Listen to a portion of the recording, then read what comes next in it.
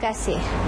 Lebih 3,000 penduduk di 12 pulau kecil di Tumpat kini lega apabila jambatan Pulau Bluru yang menghubungkan beberapa kampung siap sepenuhnya sebulan lebih awal. Jambatan yang menghubungkan Kampung Teluk Renjuna, Pulau 100, Pantai Suri, Pantai Baru, Pulau Tongkang dan Pantai Nikhim dapat digunakan sebelum Aidilfitri.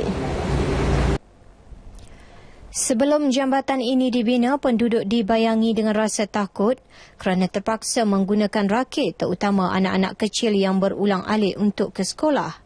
Dengan siapnya jambatan ini, penduduk lebih mudah melakukan aktiviti harian tanpa rasa bimbang dan tidak lagi perlu membayar bot tambang, terutama bagi mereka yang hendak ke klinik, masjid dan sekolah. Dengan ada jambatan ni, jimatlah belanja tu. Jadi kenderaan dengan motor, motosikal. Basikal boleh lalu, jalan kaki pun okey beres.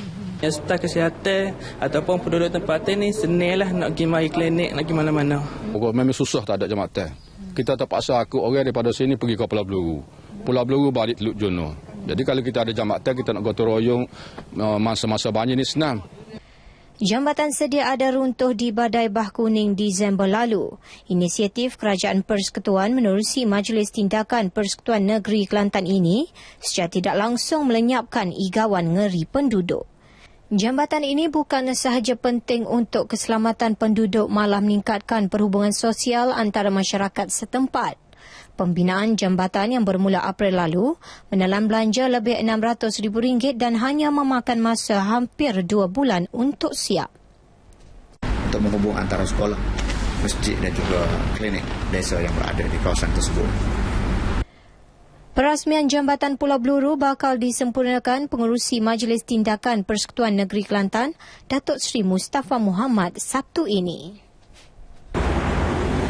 Sementara itu, 2,000 penduduk di sekitar kampung Kota Jembal, Kota Baru kecewa dengan pihak berkuasa tempatan kerana gagal mematuhi jadual kutipan sampah sejak seminggu lepas. Longgokan sampah memburukkan pemandangan di jalan-jalan raya. Tinjauan RTM ke kawasan tersebut mendapati sampah yang tidak dikutip itu bukan sahaja sudah mula mengeluarkan bau busuk, malah separuh daripadanya telah dibakar. Menurut pengerusi kawasan rukun tetangga Kota Jembal, Azharuddin Mat, kebiasaannya pihak berkuasa tempatan mengutip sampah 2 kali seminggu.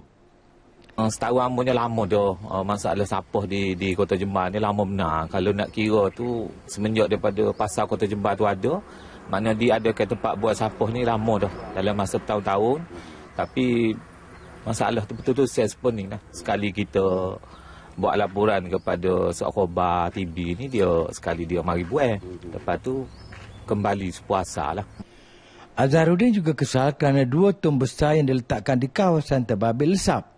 Persoalannya, jika pihak Majlis Pembandaran Kota Baru mengambil tong berkenaan, bagaimana penduduk kampung hendak membuang sampah? Luka cerita lah sikit muka kita duduk nego kedai makan.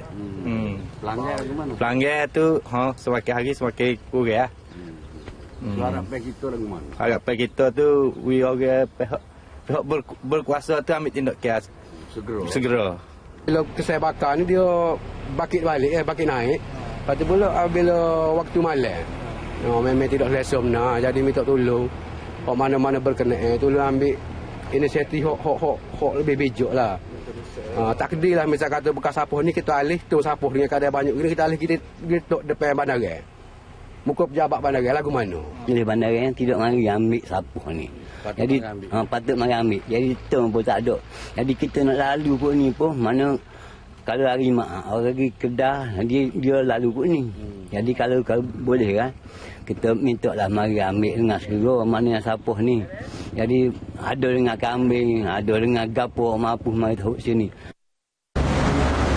Kementerian Belia dan Sukan memperuntuk RM600,000 setahun bagi membolehkan Majlis Belia Kelantan MBK serta Persatuan Belia setiap daerah menggerakkan pelbagai aktiviti belia. Menurut Pengarah Jabatan Pembangunan Persekutuan JPP Kelantan, Datuk Makhtar Mustafa, setiap majlis belia daerah mendapat peruntukan RM50,000 sementara MBK RM100,000 setahun. MBK juga akan aktif mencari dana tambahan dari pelbagai pihak untuk menampung kos aktiviti mereka. Ogos ini, MBK akan menganjurkan program Fit Malaysia yang akan menghimpunkan lebih 10,000 belia di negeri ini.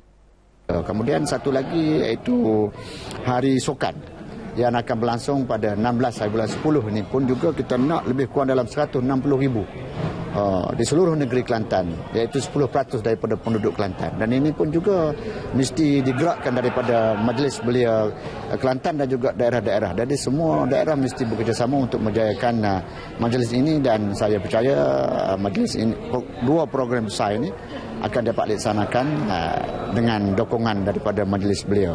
Peningkatan ekonomi belia-belia Kelantan. Kita tahu bahawasanya Kelantan mempunyai tanah-tanah terbiar yang banyak. Jadi tadi daripada Mesyuarat Agung, Majlis Mesyuarat Agung Majlis Belia Kelantan ada diusulkan berkenaan dengan mengusahakan tanah-tanah terbiar milik kerajaan ataupun milik individu. Saya menampak melalui program Agropreneur Muda daripada Kementerian Pertanian Malaysia, insya-Allah kita boleh beri peluang kepada belia-belia untuk dia majukan bidang pertanian.